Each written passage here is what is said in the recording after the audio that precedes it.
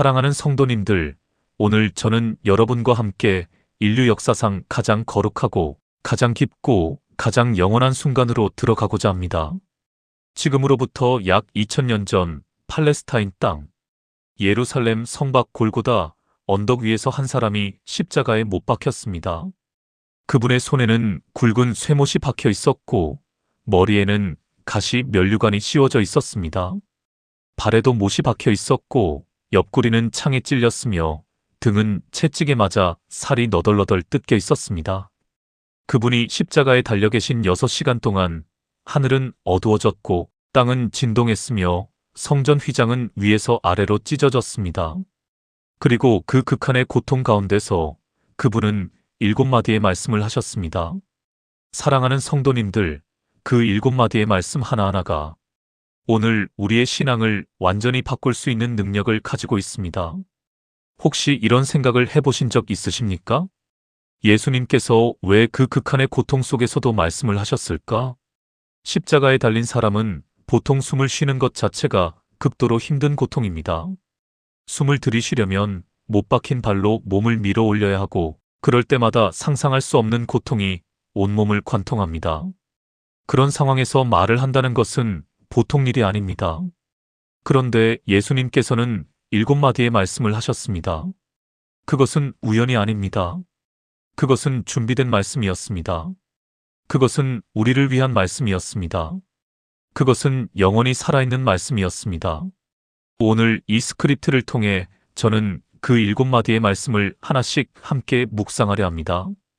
각각의 말씀 속에 담긴 놀라운 신학적 깊이와 우리 삶에 적용되는 은혜의 메시지를 함께 나누어 드리겠습니다. 준비가 되셨습니까? 그렇다면 지금부터 그 거룩한 순간 속으로 함께 들어가 보겠습니다. 첫 번째로 예수님께서 십자가 위에서 하신 첫 번째 말씀을 함께 살펴보겠습니다. 사랑하는 성도님들, 예수님께서 십자가에 달리시고 가장 먼저 하신 말씀이 무엇인지 아십니까? 많은 분들이 예상하시는 것처럼 원망도 아니었고 탄식도 아니었고 고통의 절규도 아니었습니다. 누가복음 23장 34절의 말씀입니다. 아버지 저들을 사하여 주옵소서 자기들이 하는 것을 알지 못함이니이다. 사랑하는 성도님들, 이 말씀을 묵상할 때마다 저는 눈물을 참을 수가 없습니다. 지금 예수님의 상황을 한번 생각해 보십시오.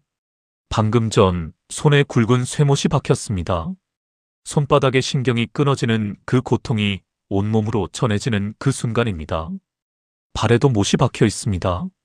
숨을 쉬는 것조차 고통인 그 순간에 예수님께서 하신 첫 말씀이 바로 이것이었습니다. 아버지, 저들을 용서해 주십시오.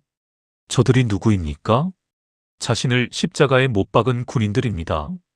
자신을 배신한 유다입니다. 자신을 부인한 베드로입니다. 자신을 향해 십자가에 못 박으소서라고 외쳤던 군중들입니다. 자신에게 사형 선고를 내린 빌라도입니다. 그런데 예수님께서는 그들을 향해 저주를 퍼붓지 않으셨습니다. 하나님께 복수를 간구하지 않으셨습니다. 오히려 용서를 구하셨습니다.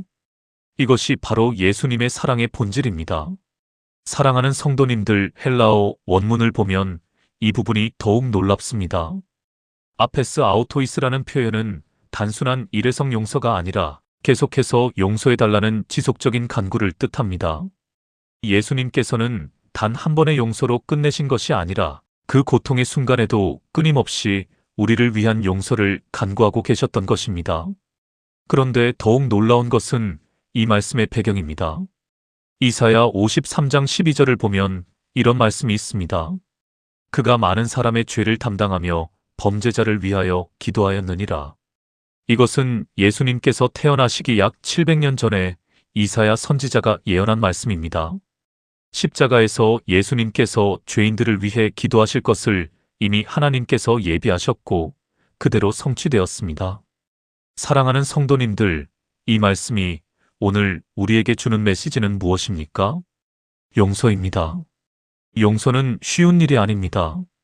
오늘 2026년을 살아가는 우리 중에 누군가에게 깊은 상처를 받으신 분이 계십니까? 오랫동안 함께한 친구에게 배신을 당하셨습니까? 가장 가까운 가족에게 마음의 상처를 받으셨습니까? 직장에서, 사업에서, 교회에서 억울한 일을 당하셨습니까? 사랑하는 성도님들, 우리가 용서하기 가장 힘든 사람은 우리가 가장 사랑했던 사람입니다.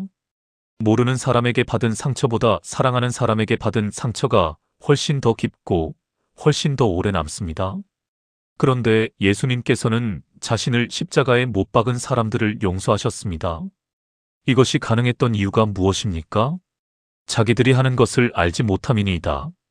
예수님께서는 그들의 행동을 이해하셨습니다. 그들이 얼마나 어두움 속에 있는지를 아셨습니다. 그들이 얼마나 무지했는지를 아셨습니다. 그리고 그 이해가 용서의 근거가 되었습니다. 사랑하는 성도님들, 우리가 누군가를 용서하지 못하는 이유 중 하나는 그 사람의 입장을 이해하지 못하기 때문입니다. 물론 이해가 곧 정당화를 의미하지는 않습니다. 그 사람의 행동이 옳다는 말이 아닙니다. 그러나 이해는 용서의 문을 여는 열쇠가 됩니다. 에베소서 4장 32절에서 사도 바울은 이렇게 말합니다. 서로 친절하게 하며 불쌍히 여기며 서로 용서하기를 하나님이 그리스도 안에서 너희를 용서하심과 같이 하라. 사랑하는 성도님들, 하나님께서 그리스도 안에서 우리를 용서하셨습니다. 우리가 그 은혜를 받았다면 이제 우리도 그 용서를 흘려보내야 합니다. 용서는 상대방을 위한 것이기도 하지만 무엇보다 나 자신을 위한 것입니다. 용서하지 못한 마음은 내 안에 독이 됩니다. 분노와 원망은 내 심장을 갉아먹습니다. 내 건강을 해치고 내 신앙을 가로막고 내 기도를 막습니다. 그러나 용서할 때 그 묶임이 풀립니다. 하늘 문이 열립니다. 내 영혼이 자유로워집니다. 오늘 이 첫 번째 말씀 앞에서 사랑하는 성도님들께 한 가지를 부탁드리고 싶습니다. 지금 마음속에 용서하지 못한 누군가가 계십니까? 그분의 얼굴을 떠올리며 이렇게 고백해 보십시오. 예수님, 저도 그분을 용서하겠습니다. 제가 용서할 힘이 없으니 예수님의 용서가 제 안에서 흐르게 해주십시오. 이것이 바로 첫 번째 말씀이 우리에게 주는 위대한 선물입니다. 두 번째로 예수님의 두 번째 말씀을 함께 살펴보겠습니다. 사랑하는 성도님들, 예수님 곁에는 두 명의 강도가 십자가에 달려 있었습니다. 한 강도는 예수님을 비웃으며 이렇게 말했습니다. 내가 그리스도가 아니냐? 너와 우리를 구원하라. 그러나 다른 강도는 달랐습니다. 그는 비웃는 강도를 꾸짖으며 이렇게 말했습니다. 우리는 우리가 행한 일에 상당한 보응을 받는 것이니 이에 당연하거니와 이 사람이 행한 것은 옳지 않은 것이 없느니라. 그리고 이어서 예수님께 간구했습니다. 예수여, 당신의 나라에 임하실 때에 나를 기억하여 주옵소서. 사랑하는 성도님들, 이 강도는 신학을 배운 사람이 아니었습니다. 예수님의 설교를 오래 들은 제자도 아니었습니다. 선한 삶을 살아온 사람도 아니었습니다. 그는 죄인이었습니다. 법에 의해 처형을 받아야 마땅한 사람이었습니다. 그런데 그는 마지막 순간에 예수님을 바라보았습니다. 그리고 이렇게 고백했습니다. 당신의 나라에 임하실 때에 나를 기억하여 주옵소서. 이것은 믿음의 고백이었습니다. 십자가에 달려 죽어가는 예수님을 바라보며 그분이 왕이심을 고백했습니다. 그분에게 나라가 있음을 고백했습니다. 그분이 다시 오실 것임을 고백했습니다. 그리고 예수님께서 누가복음 23장 43절에서 이렇게 대답하셨습니다. 내가 진실로 내게 이르노니 오늘 내가 나와 함께 낙원에 있으리라. 사랑하는 성도님들, 이 말씀 앞에서 저는 할 말을 잃습니다. 오늘입니다. 내일이 아닙니다. 천년 후가 아닙니다. 오늘, 바로 오늘 그 강도는 낙원에 들어갔습니다. 그것도 예수님과 함께 들어갔습니다. 사랑하는 성도님들, 이것이 바로 복음의 핵심입니다. 구원은 우리의 행위로 얻는 것이 아닙니다. 구원은 우리의 공로로 쌓는 것이 아닙니다. 구원은 오직 예수님을 바라보는 믿음으로 받는 것입니다. 에베소서 2장 8절에서 9절 말씀입니다. 너희는 그 은혜에 의하여 믿음으로 말미암아 구원을 받았으니 이것은 너희에게서 난 것이 아니요 하나님의 선물이라. 행위에서 난 것이 아니니 이는 누구든지 자랑하지 못하게 함이라. 사랑하는 성도님들, 오늘 이 말씀은 특별히 자신이 너무 많은 죄를 지었다고 생각하시는 분들께 드리고 싶습니다. 혹시 이런 생각을 하신 적이 있으십니까? 나는 너무 많이 죄를 지었어. 나 같은 사람이 어떻게 구원을 받을 수 있을까? 나는 교회를 오래 떠나 있었어. 이제 와서 어떻게 하나님 앞에 설 수 있을까? 나는 젊었을 때 너무 많은 잘못을 저질렀어. 하나님께서 나를 받아주실까? 사랑하는 성도님들, 이 강도를 보십시오. 그는 죽기 직전에 단 한마디의 기도로 낙원을 약속받았습니다. 하나님의 은혜는 그렇게 크고, 그렇게 넓고, 그렇게 깊습니다. 로마서 5장 20절에서 사도 바울은 이렇게 말합니다. 죄가 더한 곳에 은혜가 더욱 넘쳤나니, 죄가 많다고 느끼십니까? 그렇다면 은혜가 더 넘칩니다. 오래 방황하셨습니까? 돌아오는 그 순간 아버지께서 달려오십니다. 사랑하는 성도님들, 이 두 번째 말씀이 우리에게 가르쳐 주는 것은 바로 이것입니다. 하나님의 구원은 조건이 없습니다. 하나님의 은혜는 제한이 없습니다. 예수님을 바라보는 그 믿음 하나로 오늘 우리도 낙원을 약속받을 수 있습니다. 혹시 지금 이 순간 신앙에서 멀어진 자녀를 위해 기도하고 계신 어머니가 계십니까?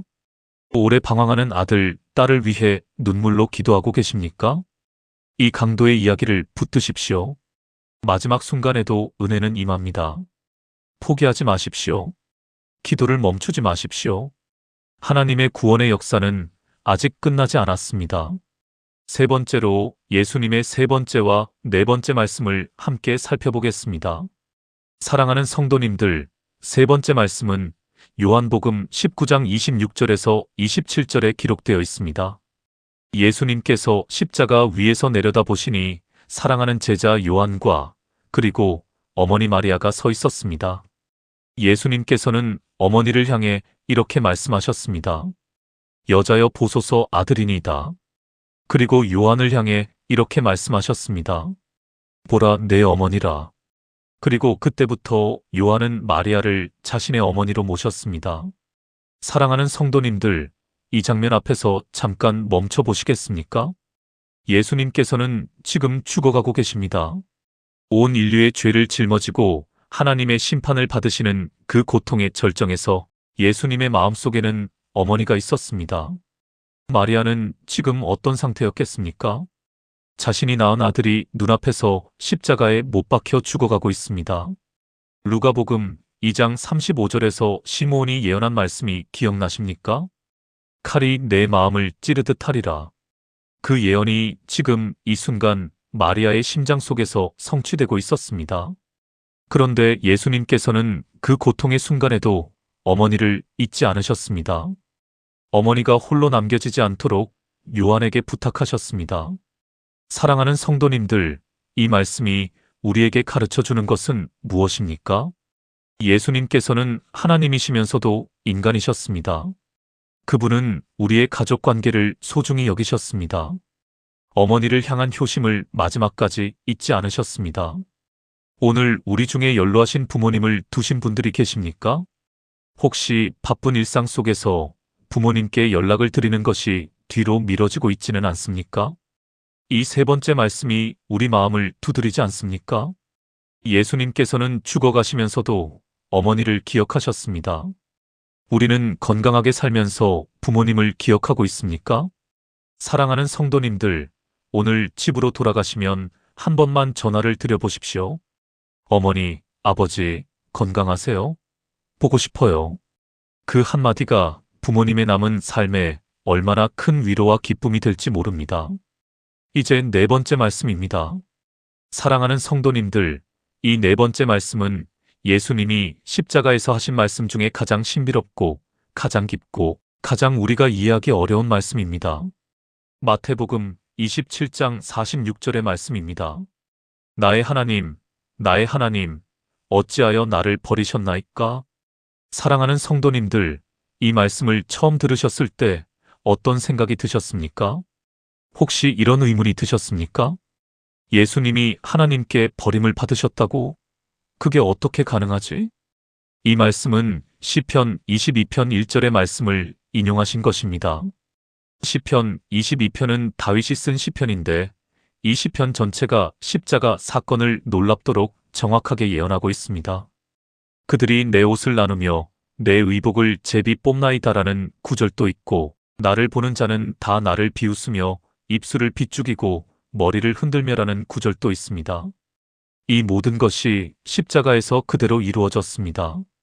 그런데 신학적으로 이 순간에 무슨 일이 일어났습니까? 이사야 53장 6절을 보겠습니다. 우리는 다 양 같아서 그릇 행하여 각기 제 길로 갔거늘 여호와께서는 우리 모두의 죄악을 그에게 담당시키셨도다. 바로 이 순간이었습니다. 온 인류의 죄악이 예수님 위에 쏟아지는 그 순간, 거룩하신 하나님께서 죄를 담당하신 예수님으로부터 돌아서시는 그 고통의 순간이었습니다. 하나님께서 예수님을 버리신 것이 아니라 우리의 죄가 하나님과 예수님 사이를 가로막은 것입니다. 사랑하는 성도님들, 이것이 얼마나 무서운 사실입니까? 예수님께서 우리 대신 하나님으로부터 분리되는 그 고통을 당하셨습니다. 우리가 받아야 할 심판을 대신 받으셨습니다. 우리가 경험해야 할 그 끔찍한 분리를 대신 당하셨습니다. 그러므로 이제 우리는 어떤 상황에서도 하나님으로부터 분리되지 않습니다. 로마서 8장 38절에서 39절 말씀입니다. 내가 확신하노니 사망이나 생명이나 천사들이나 권세자들이나 현재 일이나 장래 일이나 능력이나 높음이나 깊음이나 다른 어떤 피조물이라도 우리를 우리 주 그리스도 예수 안에 있는 하나님의 사랑에서 끊을 수 없으리라. 사랑하는 성도님들, 혹시 지금 하나님이 나를 버리신 것 같은 느낌이 드시는 분이 계십니까? 기도를 해도 응답이 없는 것 같고, 하늘이 닫혀 있는 것 같고, 하나님이 침묵하시는 것 같은 그 느낌을 아십니까? 예수님께서 바로 그 느낌을 십자가 위에서 대신 경험하셨습니다. 그러므로 우리는 그 느낌이 들 때도 두려워하지 않아도 됩니다. 그것은 느낌일 뿐 현실이 아닙니다. 하나님은 결코 우리를 버리지 않으셨습니다. 히브리서 13장 5절에서 하나님께서는 이렇게 말씀하십니다. 내가 결코 너희를 버리지 아니하고 너희를 떠나지 아니하리라. 이 약속을 붙드십시오. 느낌이 아닌 말씀을 붙드십시오. 네 번째로 예수님의 5번째, 6번째, 7번째 말씀을 함께 살펴보겠습니다. 사랑하는 성도님들, 이제 십자가 위에서의 마지막 세 말씀으로 함께 나아가겠습니다. 5번째 말씀은 요한복음 19장 28절에 기록되어 있습니다. 내가 목마르다. 사랑하는 성도님들, 이 짧은 세 글자의 말씀이 우리에게 무엇을 가르쳐 줍니까? 첫째로 예수님께서는 진정한 인간이셨습니다. 목마름은 인간의 가장 기본적인 신체적 고통입니다. 예수님께서는 신인 동시에 완전한 인간이셨습니다. 그분은 우리의 고통을 직접 경험하셨습니다. 히브리서 4장 15절은 이렇게 말합니다. 우리에게 있는 대제사장은 우리의 연약함을 동정하지 못하실 리가 아니요 모든 일에 우리와 똑같이 시험을 받으신 이로되 죄는 없으시니라. 사랑하는 성도님들, 예수님은 우리의 고통을 아십니다. 우리의 아픔을 아십니다. 우리의 외로움을 아십니다. 우리의 목마름을 아십니다. 그분은 이론으로 아시는 것이 아니라 직접 경험하셨기 때문에 아십니다. 오늘 몸이 아파서 고통스러우신 분이 계십니까? 병원 치료를 받고 계신 분이 계십니까? 신체의 고통이 너무 힘든 분이 계십니까? 예수님께서 내가 목마르다고 말씀하신 그 고통이 여러분의 고통을 이해하십니다. 그리고 여러분 곁에 계십니다. 그런데 또 다른 차원의 목마름이 있습니다. 시편 42편 1절에서 2절의 말씀입니다. 하나님이여 사슴이 시냇물을 찾기에 갈급함같이 내 영혼이 주를 찾기에 갈급하니이다. 내 영혼이 하나님 곧 살아계시는 하나님을 갈망하나니. 예수님께서 십자가에서 내가 목마르다고 말씀하신 것은 단순한 신체적 목마름만이 아니라 하나님을 향한 영혼의 갈망을 표현하신 것이기도 합니다. 그리고 이 목마름을 통해 이제 우리가 목마르지 않게 하셨습니다. 요한복음 7장 37절에서 38절에서 예수님께서 이렇게 말씀하셨습니다. 누구든지 목마르거든 내게로 와서 마시라. 나를 믿는 자는 성경의 이름과 같이 그 배에서 생수의 강이 흘러나오리라. 사랑하는 성도님들, 예수님께서 십자가에서 목마르셨기 때문에 이제 우리는 영원히 목마르지 않을 수 있습니다. 이제 6번째 말씀입니다. 요한복음 19장 30절의 말씀입니다. 다 이루었다. 헬라어 원문으로 테텔레스타이입니다. 이 단어는 당시 상업에서 사용되던 표현으로 빚을 완전히 갚았을 때 영수증에 도장처럼 찍히던 말이었습니다. 완납되었다, 완전히 지불되었다는 뜻입니다. 사랑하는 성도님들, 예수님께서 다 이루었다고 말씀하셨을 때 그것은 패배의 외침이 아니었습니다. 그것은 승리의 선언이었습니다. 무엇이 이루어졌습니까? 하나님께서 창세 전부터 계획하신 구원의 계획이 완성되었습니다. 율법이 요구하는 모든 것이 성취되었습니다. 인류의 죄에 대한 모든 빚이 갚아졌습니다. 사탄의 머리가 짓밟혔습니다. 죽음의 권세가 무너졌습니다. 이 모든 것이 다 이루었다는 그 한마디 속에 담겨 있습니다. 창세기 3장 15절에서 하나님께서 뱀에게 이렇게 말씀하셨습니다. 내가 너로 여자와 원수가 되게 하고 내 후손도 여자의 후손과 원수가 되게 하리니 여자의 후손은 내 머리를 상하게 할 것이요. 이 약속이 십자가에서 성취되었습니다. 다 이루었다. 사랑하는 성도님들, 이 말씀이 오늘 우리에게 주는 의미는 무엇입니까? 우리는 더 이상 우리의 구원을 위해 무언가를 더 해야 한다는 부담감을 가질 필요가 없습니다. 예수님께서 이미 다 이루셨습니다. 우리가 할 수 없는 것을 예수님께서 다 하셨습니다. 우리의 모든 죄의 빚이 예수님의 보혈로 완전히 지불되었습니다.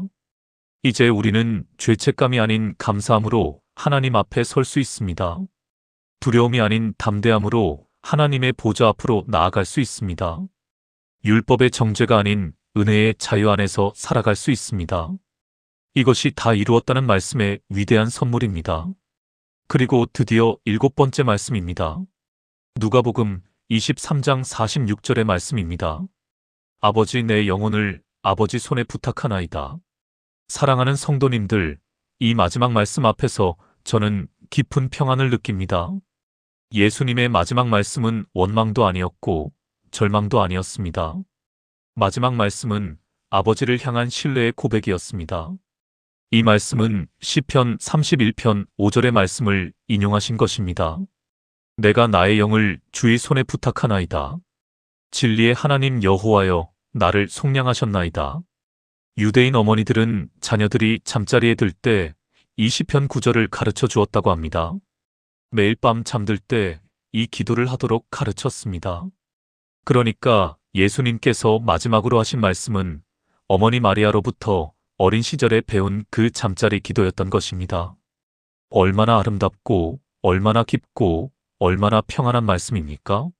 사랑하는 성도님들, 예수님께서는 죽음을 맞이하시면서 아버지의 손에 자신을 맡기셨습니다. 그것은 포기가 아니었습니다. 그것은 신뢰였습니다. 완전한 신뢰였습니다. 아버지의 손이 가장 안전하다. 아버지의 손에 내 영혼을 맡긴다. 이것이 예수님의 마지막 고백이었습니다.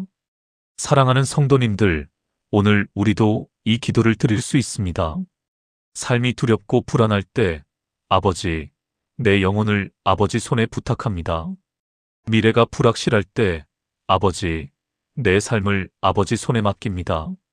죽음이 두려울 때 아버지, 내 영혼을 아버지 손에 드립니다. 이 기도가 우리의 기도가 될 수 있습니다. 그리고 이 기도를 드릴 때 우리는 예수님께서 가지셨던 그 평안을 경험할 수 있습니다. 빌립보서 4장 7절의 말씀입니다. 그리하면 모든 지각에 뛰어난 하나님의 평강이 그리스도 예수 안에서 너희 마음과 생각을 지키시리라. 사랑하는 성도님들, 오늘 우리는 함께 예수님이 십자가에서 하신 마지막 7마디의 말씀을 살펴보았습니다. 하나씩 기억해 보시겠습니까? 첫 번째는 아버지, 저들을 사하여 주옵소서였습니다. 용서의 말씀이었습니다. 우리도 예수님처럼 용서하며 살아야 한다는 도전이었습니다. 두 번째는 오늘 내가 나와 함께 낙원에 있으리라였습니다. 은혜의 말씀이었습니다. 누구든지 예수님을 바라보는 그 믿음 하나로 구원을 받는다는 복음의 핵심이었습니다.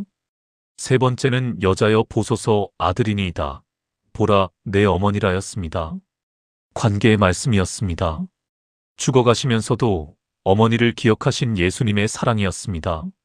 네 번째는 나의 하나님, 어찌하여 나를 버리셨나이까였습니다. 대속의 말씀이었습니다. 우리 대신 하나님으로부터 분리되는 그 고통을 당하신 예수님의 희생이었습니다. 다섯 번째는 내가 목마르다였습니다. 인성의 말씀이었습니다. 우리의 고통을 직접 경험하시며 우리를 이해하시는 예수님이셨습니다. 여섯 번째는 다 이루었다였습니다. 승리의 말씀이었습니다. 인류 구원의 모든 것이 완성되었다는 위대한 선언이었습니다. 그리고 일곱 번째는 아버지 내 영혼을 아버지 손에 부탁하나이다였습니다. 신뢰의 말씀이었습니다. 어떤 상황에서도 아버지를 신뢰한다는 예수님의 마지막 고백이었습니다. 사랑하는 성도님들, 이 일곱 마디의 말씀은 단순히 2000년 전 한 사람의 유언이 아닙니다. 이것은 우리를 향한 하나님의 사랑의 메시지입니다. 이것은 우리의 신앙을 세우는 기초입니다. 이것은 우리가 살아가야 할 방향을 가르쳐주는 나침반입니다. 오늘 이 말씀들을 들으시면서 마음에 특별히 와닿은 말씀이 있으십니까? 그 말씀을 붙드십시오. 그 말씀을 오늘 하루 묵상하십시오.